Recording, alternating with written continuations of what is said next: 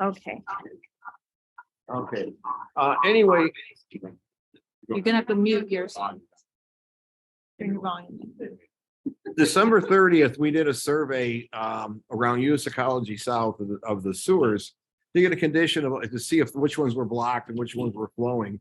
Because I noticed in the past in the area, some of the sewers had water almost right up to street level. So that's not normal.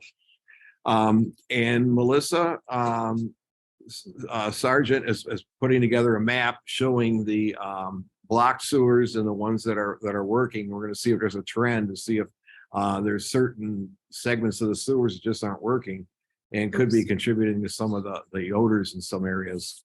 Can you hear me now? Everybody hear me? Yes, can hear you now. Okay. So anyway, the next step is I wanted to look at the geology of the area and to get a feel of sand or clay. Because if there's sand, then we would have more concern about groundwater. So I looked at Eagle's environmental mapper, and it's a website that has sites of contamination, and most sites of contamination would have some information on the geology, the soil borings, and probably some monitoring wells. And I was really alarmed at the amount of number of sites. Is this screen shared now? Oh yeah, can you see? Here's Shane Street here. We're Farnsworth right in here. So the squares are open Part 201 sites, and these are sites of general contamination. And the triangles are leaking underground storage tanks. So those are mainly like gasoline or diesel. So we can get a lot of geologic information in this area, a lot available.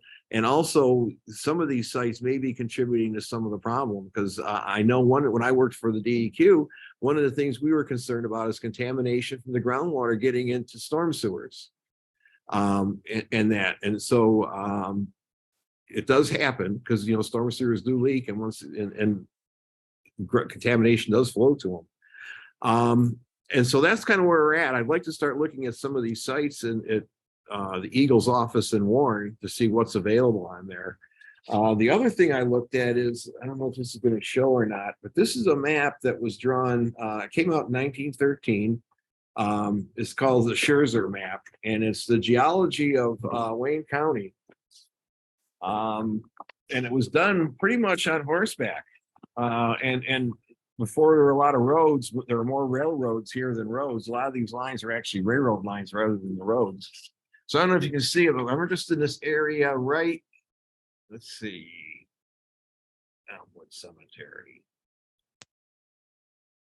Right up in here. And so if we look, there's a lot of this pink is sand, and here's Harper. Harper Avenue follows this beach ridge. So does St. Cyril. There's an elevated ridge here. And the early roads in the metropolitan area, a lot of them follow the beach, the old sand ridges, the beach ridges that formed as the lake levels dropped, because they were well drained, because they're permeable. Water sinks into sand, and also because they were usually a little bit higher in elevation. And you can see here's Kirchner, that's built right on a sand ridge, and here's Jefferson, and it's just it's kind of interesting. But anyway, here's Harper, and here's this area. So there is sand in the area here, which is kind of interesting. And that ties into one of the other things we were interested in, is like Parent Creek or Bloody Run, where that runs. That came up right around McDougal out of Elmwood Cemetery. And I know Melissa's been interested in like where did it go from there, and could it be possibly daylighted? And so, the geology is important for that. So that's kind of what I've been doing here, just kind of getting some more geologic information.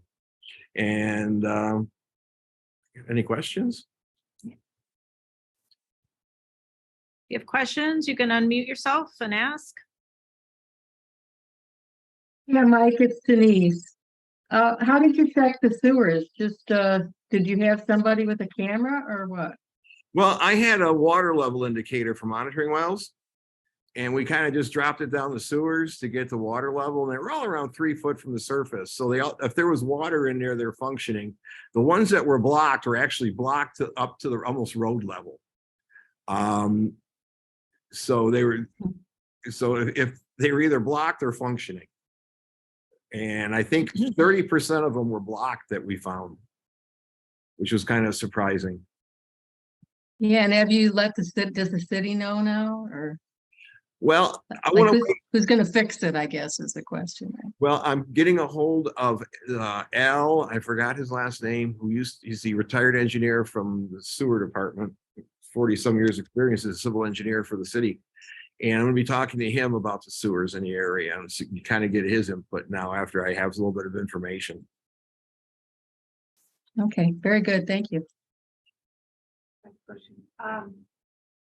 When you drop that water level indicator into the sewers, is there some way of also testing the water down there to see if there's toxins in it?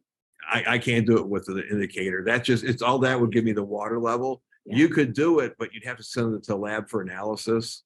You know, there's no way to really just do a field screening for groundwater for contaminants, the levels that we're interested in. So we could collect a sample and send it to the lab.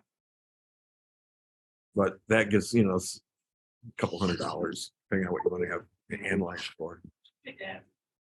All around and see if they would do it.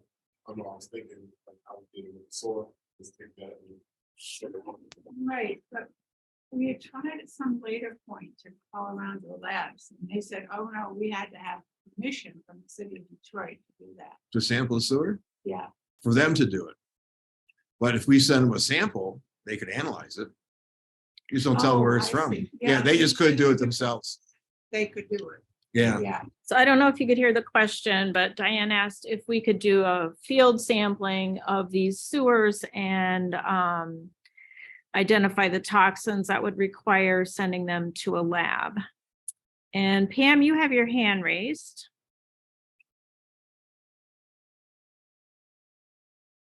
Oh, she wanted to know how to see the screen on your phone. I really don't know. Yeah, I can't do it. I'm sorry, I don't know.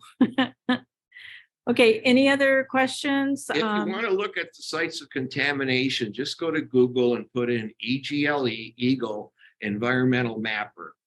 And it'll pop up and you can zoom into what part of the state you want to look at. And on the left-hand side is a legend. You can pull down, like, look at sites of environmental management, and it'll show 201 sites and 213 sites. And that's kind of what you're interested in. Okay, there's probably somebody on this call who could put that environmental mapper in the chat, I bet. And then Dylan, you had your hand raised. Yeah, did I, Mike, understand right that you said around 30% of the sewers you tested were like actively blocked? Yeah, I believe that's what Melissa came up with, about 30%, right, Melissa? 1/3, so it was actually About a third. 32%. Yeah. Okay, all right.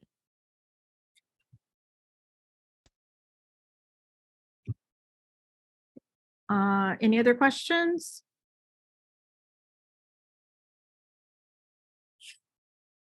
Okay, if not, our plan, I think, is eventually to put before this group a decision to ask the city or the responsible parties to do their own investigation based on some of our findings. I don't know if we're at that point yet. I think we're getting close. I think we're getting closer now that we've done the homework and we, let's see, I think it was Mark, were you out there when they did it? The sewer survey? And so Mark and Mike, KT, who's not with us tonight, and Melissa And Jennifer. and Daya and Jennifer, right? And Jennifer, so thank you for going out on well, it was actually kind of a nice It was December day. They picked a nice day to go out. And so it was really, really awesome that they could do that on in the middle of winter and get that data done. Melissa has made a spreadsheet with all the addresses and sites and working on mapping those. So we can get those up on our website as soon as Melissa can share that with me. And Denise had written to us a while back about where to call for the city to investigate. So when we get to that point, we'll make a strategy and a plan to do it. And we'll have someone champion that so that we can track our progress with those communications. And if we don't get action, then we know what to do, right? We're good at leveraging our people power when we need to.